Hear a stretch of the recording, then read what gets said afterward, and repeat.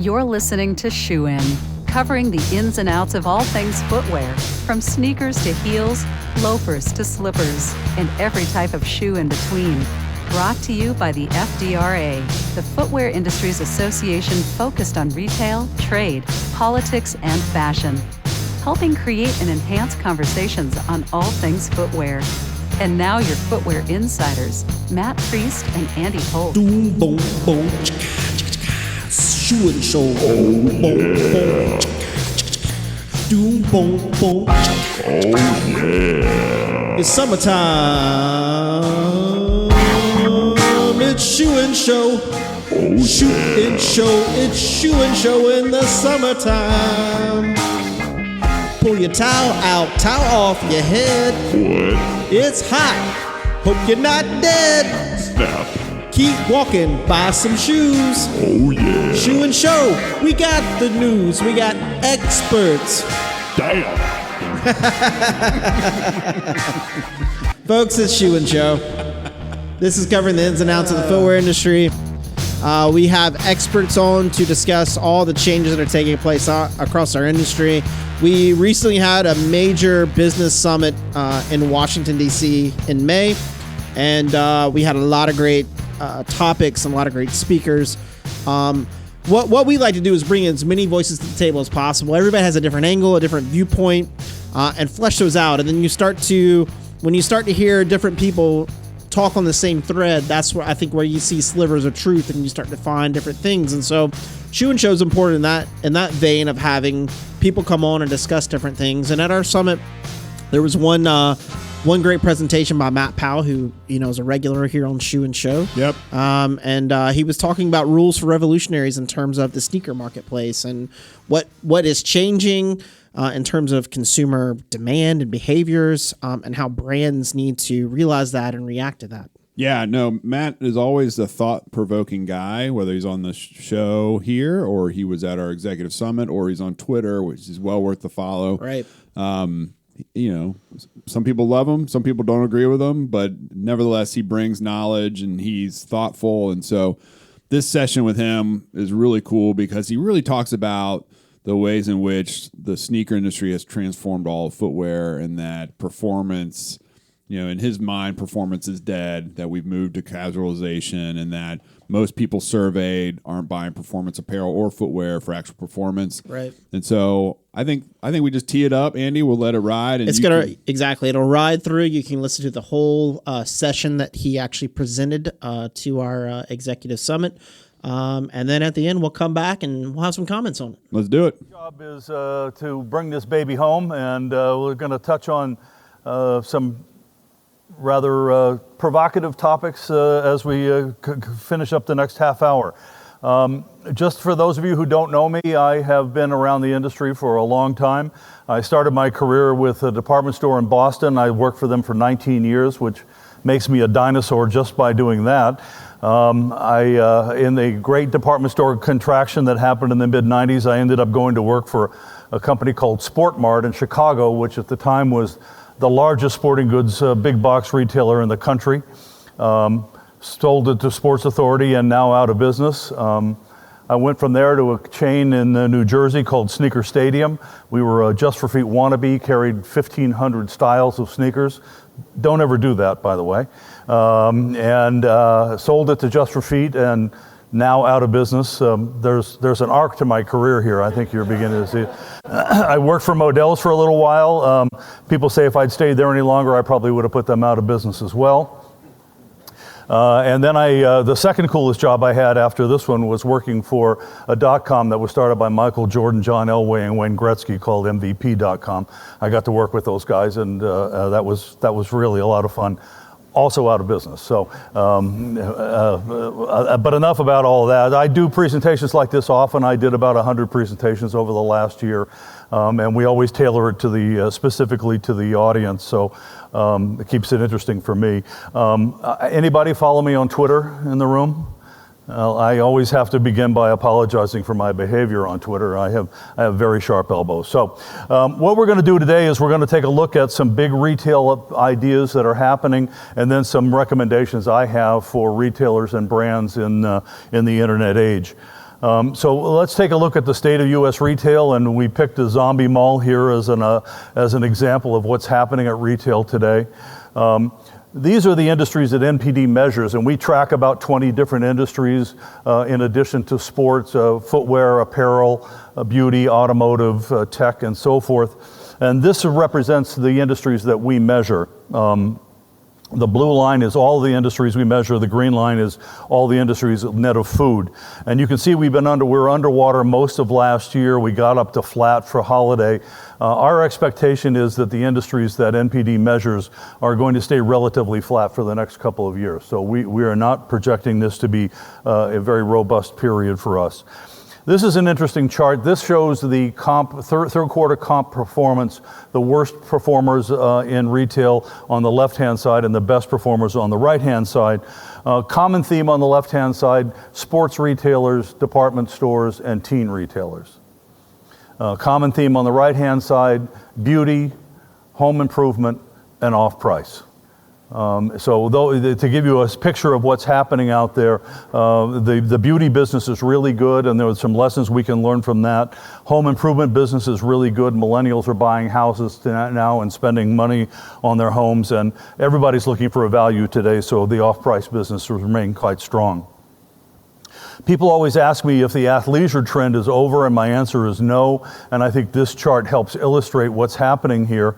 The blue line is on the left is athletic footwear. The green line is fashion footwear. On the right-hand side, the blue line represents athletic apparel, and the green line fashion apparel. And you can see, particularly in footwear, that the gap between the trend lines of fashion and athletic has remained relatively steady. They both have declined over the period, but the athletic continues to outperform. On the right-hand side, I think when you think about apparel, we've seen that we've moved from the accumulation phase, I think, of athleisure to more of a replenishment phase now. So the gap has closed. But in both cases, athletic continues to outperform fashion, and I think that will continue to happen. Another major trend that's happened in our world is the retail rationalization. We closed more stores last year gross than we ever have in the history of retail in the United States. Cushman & Wakefield has just come out with their predictions. They say we're going to close 12,500 doors this year as opposed to 8,500 doors last year, and we're going to close 9,000 doors in 2019. So pretty dire prediction here. This is gross number of closures now. There still are portions of retail that are opening doors. Dollar stores, off-price stores in particular, have shown some growth. Another major trend that's happening in retail in the U.S. today is the growth of direct-to-consumer. And last year in athletic footwear, all of the growth we got in athletic footwear came from direct-to-consumer. All the other channels combined were flat for the year. And over the last 4 years, we've grown out the direct-to-consumer 4 times more quickly than we have all the other channels combined. So we can expect this trend to continue. Every brand out there is making a major effort to grow their own direct-to-consumer business. Clearly, there's more profit for them there, and it will be coming at the expense of some of their wholesale partners. Take a look a bit at the online piece of the business. Online trends are much better in fashion apparel and footwear and athletic apparel and footwear than they are in physical stores. Pretty much these numbers the fashion numbers were underwater and the athletic numbers were flattish up low single digits, and when we looked at all channels. So virtually all of the growth we saw last year came from online. And this is similar to that slide I showed you in the beginning that talked about the businesses that we measure. This is the online performance of the businesses that we measure. Again, the trend line has slowed, although we did see a little bit of a blip up at holiday, so there's some encouragement there. But we can expect the e-commerce business to grow more slowly than it had been over the last decade. This is a really interesting slide. We went to all the businesses that NPD measures where we track the e-commerce business and said, what is the penetration of online sales to the total by category? And tech, no surprise, is consumer electronics is one of the highest ones. Everyone buys their phones and computers online. But one of the ones that surprised us the most was the online penetration in footwear at 28%. When I was at MVP.com, we thought nobody would buy shoes online, which may be one of the reasons we went out of business. But it's a pretty remarkable penetration. I think this number could go as high as 40. There are people who think the number could go as high as 50% online in the next 5 years. And why is this happening? I think there are a couple of factors here. Physical stores are always out of sizes. We never can stay in size in all the stores that we have at retail. The internet has every size that's available on a shoe. Physical stores can only carry so many colors, and the internet can carry every color. We talked earlier about the growth of direct-to-consumer. That will continue, and most of that growth will come from online.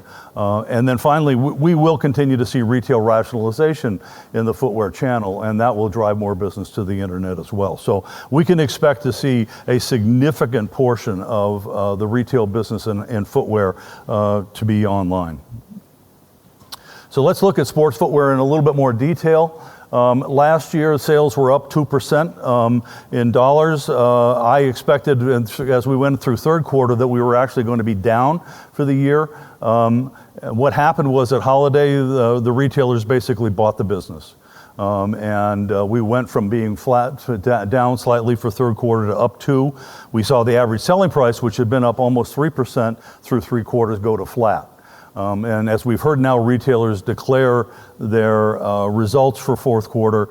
Basically, top line was better than expected. Bottom line was worse than expected because we bought the business. Going the wrong way, sorry. When we look at what was bought on sale, you can see that a considerable amount of athletic shoes were purchased on sale at holiday, in some cases record amounts.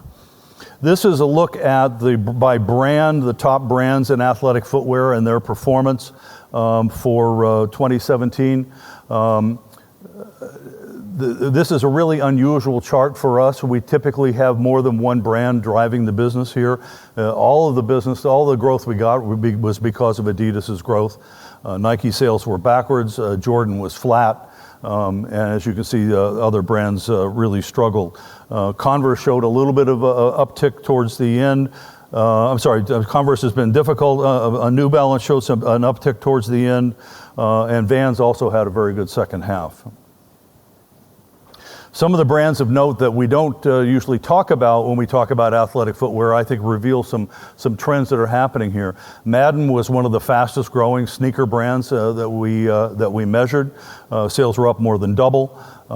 In this phase of being in non-performance, sport lifestyle business, it's allowing brands like Madden to come into the space. Echo grew on comfort, the boomer population needing more comfortable shoes.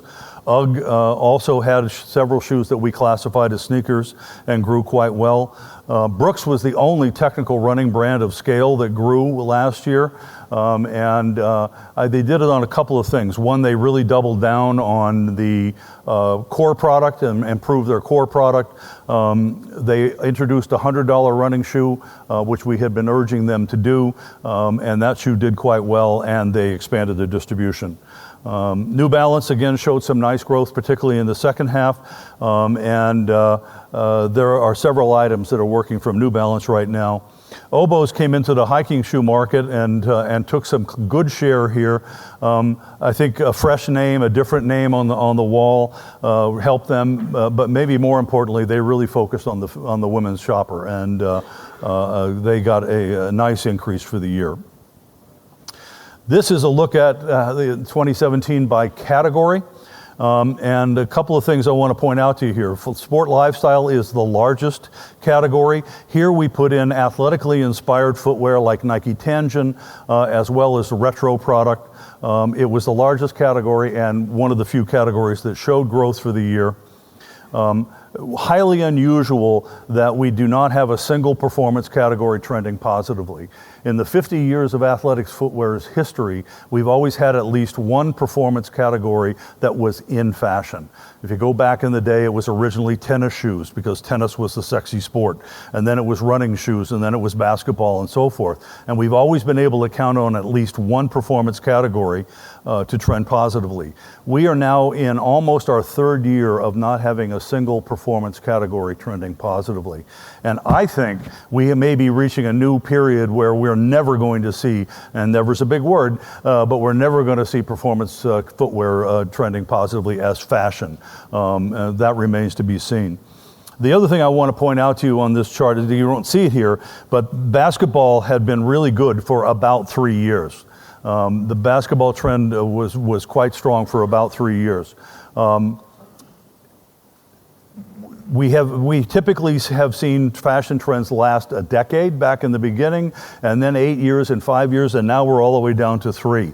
And here's an industry that takes 18 months from concept to retail. A 3-year fashion trend is very problematic.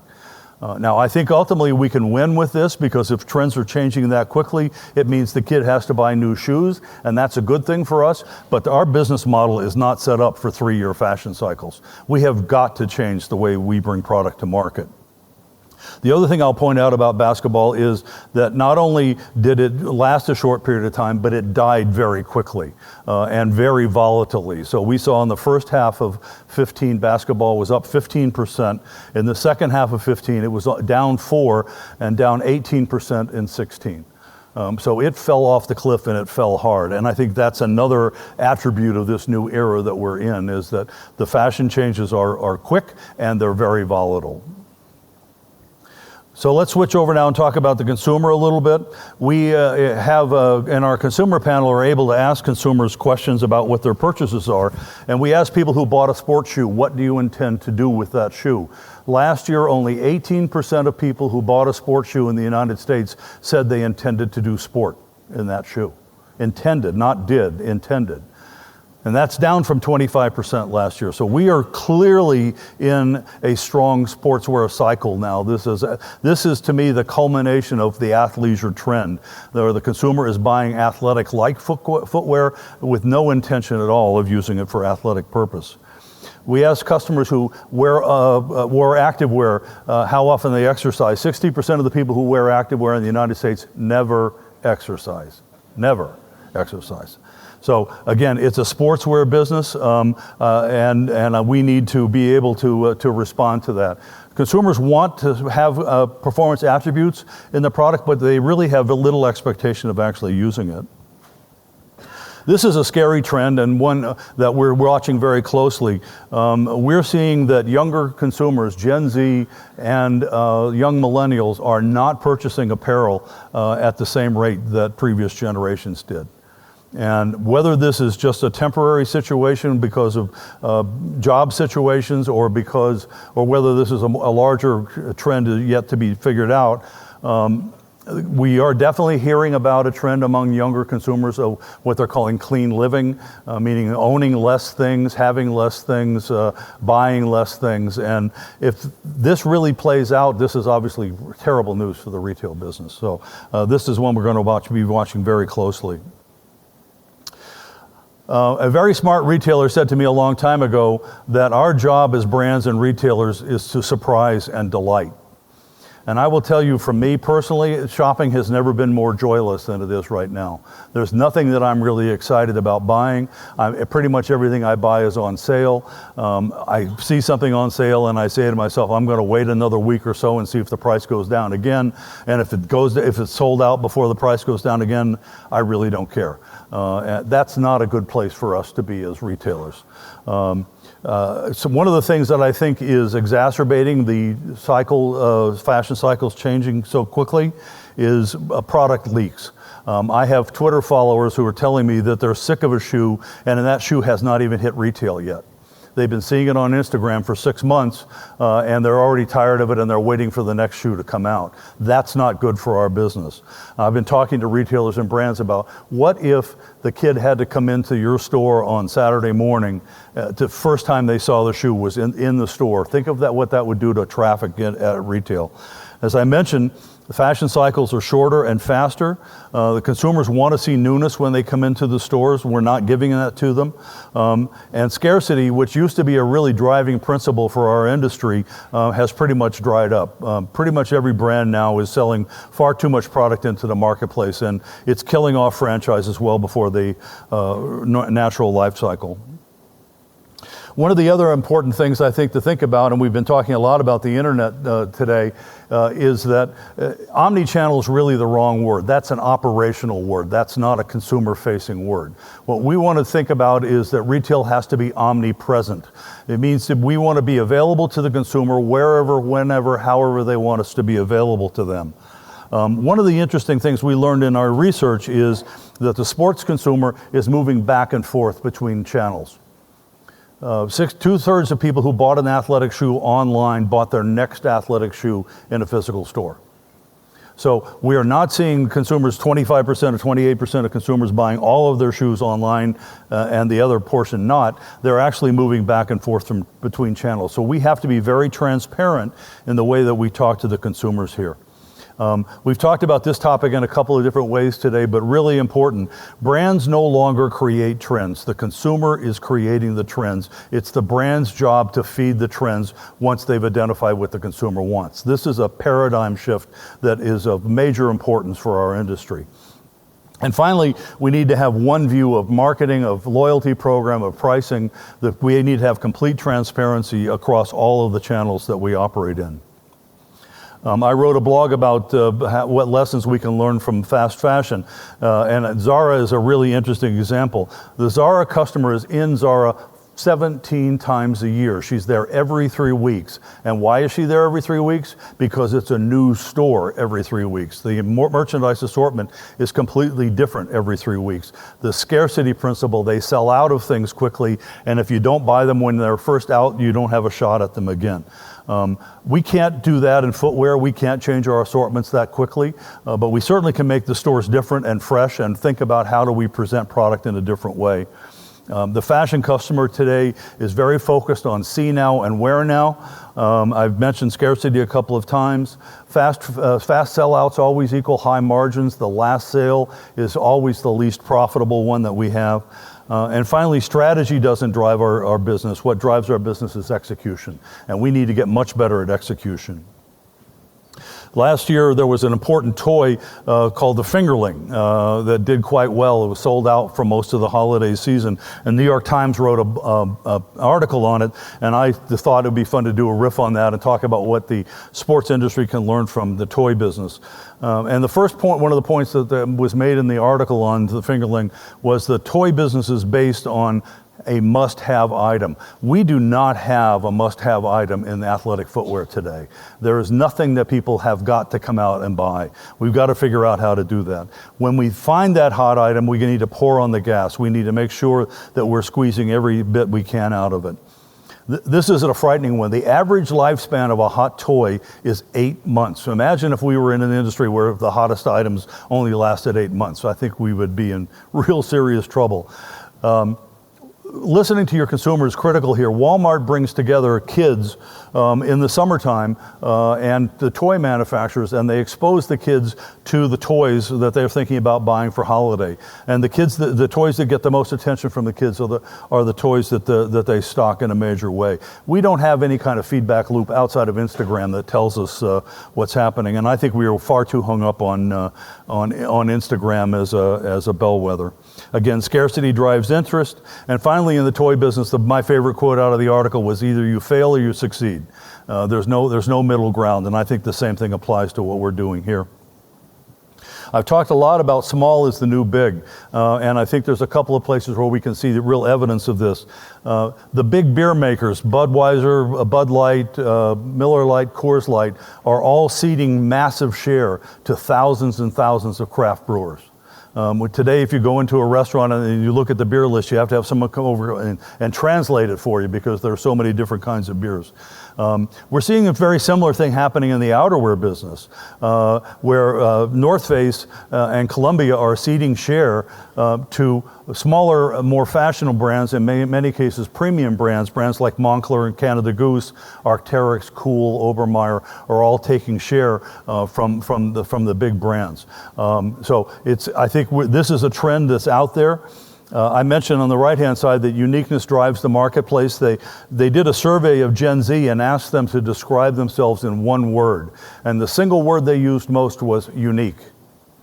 So these kids want to buy unique products made by unique brands sold in unique retailers. But they don't want to be too different. They want to be different just like their friends. So the idea is that a kid's still going to buy a puffer jacket or he's still going to buy a polar fleece jacket. He just wants a different logo on it than his friends have. Again, I think we need to think about nurturing small brands, thinking like a small brand, acting like a small brand. So in conclusion, I'll give you some of my predictions for the year. And I always like to ask the crowd, do you think this guy makes it across the leap here? I think footwear is going to continue to decline this year. The early results seem to indicate that we are going to be down in the low single digits in athletic footwear. I expect activewear to decline in the same kind of range. There will be continued promotional environment. The brands have talked a lot about trying to clean up their promotional environment. I think the retailers are up against those numbers, and the only way they're going to achieve it without a hot item, without a must-have item, is to be promotional. So I don't expect this to improve much. We will continue to see retail rationalization in this channel. There are far too many stores selling far too much of the same stuff. The performance category in footwear, I believe, will continue to be challenged. I think we are very strongly in a sportswear cycle right now, and I do not see anything that indicates that performance footwear is going to improve. I think the outdoor footwear remains very soft. I do not see a lot of newness and freshness in this marketplace. Small is the new big. This is really my big story for the year. I think that big brands need to think small, and retailers need to think about finding small brands. And so all in, I think it's not going to be a great year for sport. So that's my happy news to end your meeting with, Matt. I'll let you bring the room back up. Is Andy going to be giving hugs out after it's over? I think he'll be singing. So, I should have put you in the beginning, and then we could have kind of pulled ourselves away from the abyss before that. I have a question for you, and then we'll turn it to the audience. Matt, it was interesting. We've talked a lot about this omnipresence, as you put it, and ensuring that the consumer has access to product no matter which channel they're shopping for product in. But if you want to drive traffic back to in store, it almost seems like you should create a firewall of some sort where there's some product that just doesn't get to the digital space at all. Right. Is that something that brands should consider, like drops that aren't accessible online? Well, I think there are categories where, clearly you can't sell gasoline on the internet. So there are certainly categories out there. But in terms of, if I'm a retailer, if you're asking about drops and new releases, I think we want to have that shoe in every channel possible. Yep. Is there a reason just to have it in the brick and mortar channel? I think so. I think it's a healthy idea to say, you know what, the kid really has to come out to the store to discover what's fresh. And again, marketing departments have gotten so hung up on how many Instagram likes they get on a picture of a shoe for 6 months before the shoe comes out. I think that defeats the excitement around that product. And so I think it'd be really interesting for a retailer and a brand to get together and say, we're just going to put this out on Saturday morning. We're not telling anybody it's coming out. Mm-hmm. Mm-hmm. Yeah. What questions do you have? Yes, sir, Dwayne.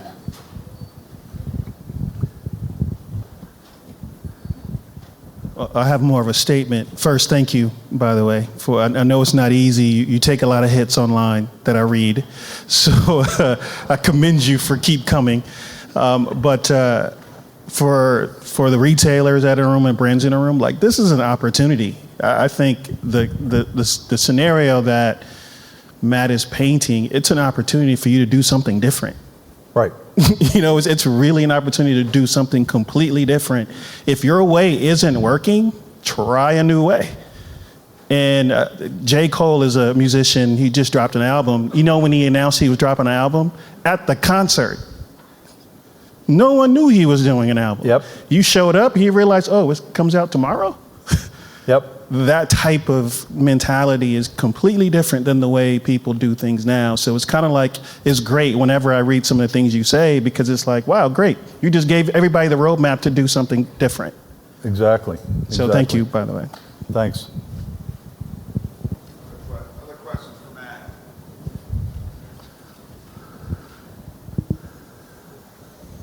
Just curious if those negative trends you're talking about in the performance, is that true across all age groups, or does it vary much between the Gen Z or the millennials or baby boomers, anything like that?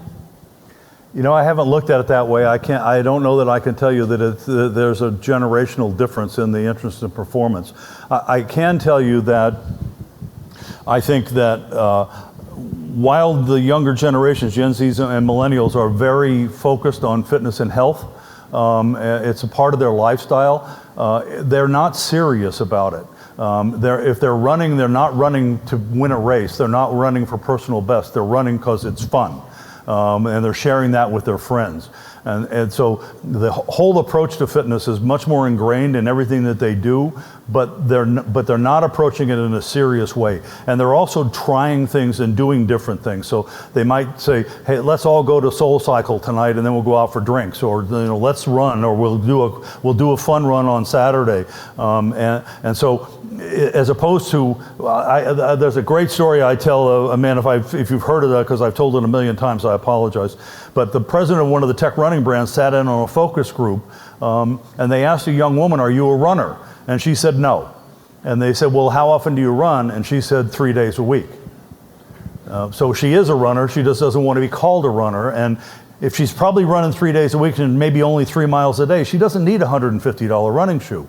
And part of the problem, I think, in the performance business is it continues to be focused on the pinnacle product and the pinnacle consumer. And while there are people out there running marathons, and we clearly saw an interesting one in Boston with as that played out, most of the consumers are not looking for that. My son is 31 and he's very fit as opposed to me, and he said to me he wanted to run again because he thought he needed to build up his stamina.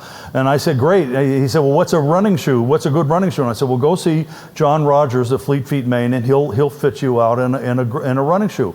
And then I said, wait a minute, how much do you want to spend? And he said $75. And I said, well, you know what? Go to, I don't have any shoe carnivals in my town, so I said, go to Famous Footwear, and they'll fit you out. And he bought a pair of Nike Flex, $75. He's very happy with the shoe. And by the way, he said, I went running. I said, no kidding, you hate running. And he said, well, it was interesting. It was great. I went out with my friend, and we had a coffee, and we stopped and looked at a store, and then we went for beers. And I'm like, that's not running, man. But he called it running. So good for him. So I think the generational changes here are really clear that the consumer is less serious about pinnacle fitness. Long answer. Anyone else? Last call. One more. Okay, Matt, first, thank you for the great presentation. I'm a faculty member from the College of Textiles at North Carolina State University. And it's interesting you mentioned that, small is the new big. So as a response to consumers, particularly young consumers, look for uniqueness, personalization. So does that mean young consumers, they have weak loyalty to larger brands? What kind of implication to the larger brands? Well, I couldn't hear that one, Matt. Can you? The allegiance to, what are the implications for larger brands if there's, if you're developing allegiance for these smaller brands? Ying Jiao, did I get that right? Yeah, it's a great question. I think First of all, it's really important to understand that the most important influencer for a millennial and Gen Z are their peers. They are seeking out answers from their peers. I think Dick touched on it this morning. The consumer taking a photo of two shoes on their feet and asking their friends to vote on which one they should buy. I would tell you that I think millennials and Gen Z are loyal until they're not. And if you give them a reason not to be loyal, whether it's the social message you're talking about, whether it's social issues that the company's involved in, or whether their friends are just telling them that brand's not cool, buy a different brand, they're loyal until they're not loyal. So big brands are in jeopardy here, or could be if they don't maintain that loyalty from the consumer. So, thank you so much. Yeah, loyalty for the consumer is really key because I think consumers are fickle. I think we're fickle people. Like we're on to the next thing, the next bright, shiny object. And in an era where there's so many different brands now, I think the barriers of entry for brands are lower than they've ever been. You can connect with consumers no matter where you are, but the noise is as loud as it's ever been. So how do you carve your way through that? Some brands have been successful. Allbirds, Fila, which is a smaller brand, has had a reemergence. Puma is doing well. And I think Matt's point is that small is the new big and agility is important. And let's just face it, agility is the key word across the supply chain, the retail sector, the brand development side. It's all about being agile. And I think Matt points to that in his comments. Listen and react, basically. Yep. And have the system in place to be able to do that. I think his points on performance are half right, in my opinion. I think he's correct that, people aren't using performance like they used to. Yeah. But it doesn't diminish the importance of the performance. The money and the innovation on the performance side drives the casualization effect, and it pushes it downward so that average people who are just going to wear athletic shoes to work now have that benefit of someone put money and time in 5 years previously to make that foam and comfort and all that. And it trickles down. So there's an ecosystem that we can't ignore. And so, in terms of performance, there may be less people using it for performance, but it doesn't diminish the need and the importance of the performance of that. But I think also, he's